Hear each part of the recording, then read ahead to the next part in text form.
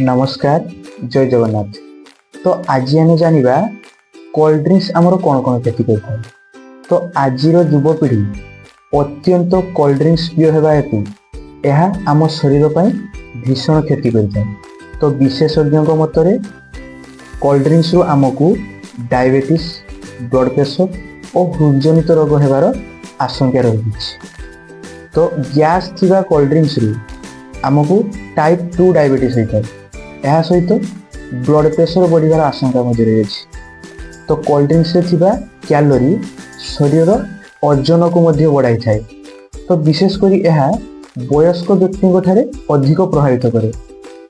तो एथिरे जो कोल्ड ड्रिंक्स सीसा, क्रोमियम एवं कैडमियम भली अनेक प्रकार रासायनिक पदार्थ रही।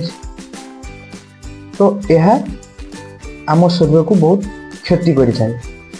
तेणु यही पानीय ठारू पिला ठारू वयस्क पर्यंत समस्ते दूरे रहिबा उचित।